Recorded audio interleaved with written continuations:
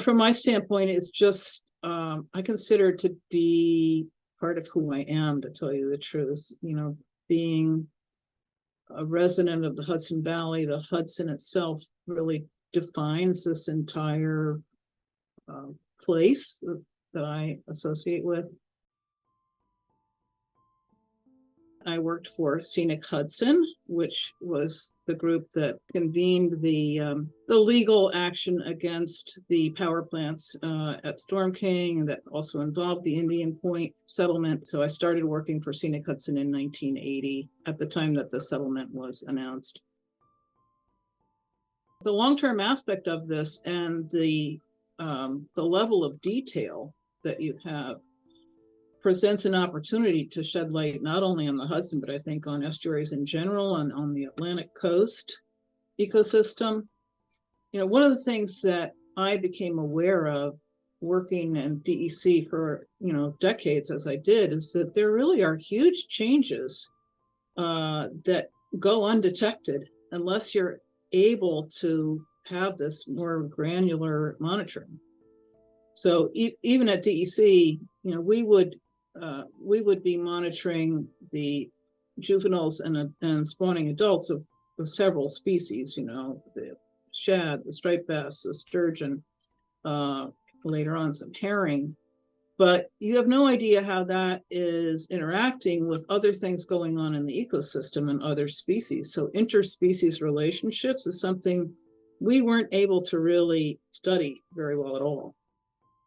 The fishermen are the advocates for the fishery, and people who want to abolish sport or commercial fishing, I think, are shooting themselves in the foot, because those are the people who ultimately care the most about protecting those fish. One of the impacts of closing the striped bass fishery is that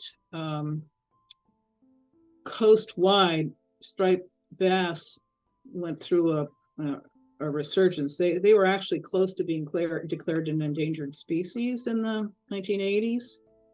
And because of much tighter regulation of striped bass fishing, that population has rebounded to the point that when the shad fishery was kind of in its last few years before it was shut down, the shad fishermen were catching so many striped bass, way more striped bass than they had in the past, and then having to throw those fish back, that it was becoming uneconomical to fish for shad, and even more annoying that they couldn't keep and sell the striped bass because of the PCB issues. Now the PCBs in striped bass are coming down gradually due to the cleanup on the upper Hudson and the passage of time and some of those sediments getting buried.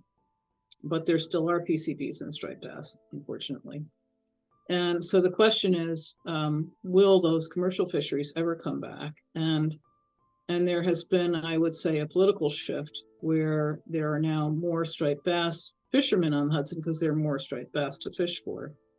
And the sport fishermen tend to view the commercial fishermen as their enemy, competitors for a scarce resource. And so I think politically it could be harder to ever restore the commercial fishery for striped bass on the Hudson, just because of this dynamic. For me, the unfortunate aspect of that is the commercial fishermen were the ones who understood what was going on in the river far better than anyone else. A lot of the sport fishermen are there for a few weeks, maybe a month, and then they move on. A lot of the striped bass fishermen follow the fish or follow the game fish season. So they'll be on the Hudson and they'll go to the Great Lakes or, other areas. They aren't focused on this river, and they're not necessarily seeing the changes in this river except for the fish that they are catching. But it was the commercial fishermen who had the deeper knowledge of this ecosystem, and they were put out of business. It is their life, and they observe what's going on, in a very granular way that, they're really part of that ecosystem. I think another aspect of this that we ought to talk about is whether or not this database will continue into the future. because it's my understanding that there is funding for a few more years of this data collection, but there's not permanent funding.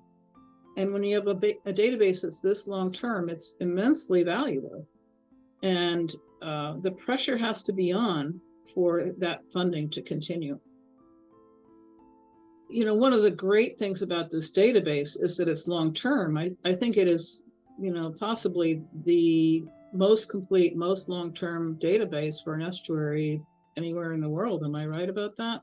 I think so.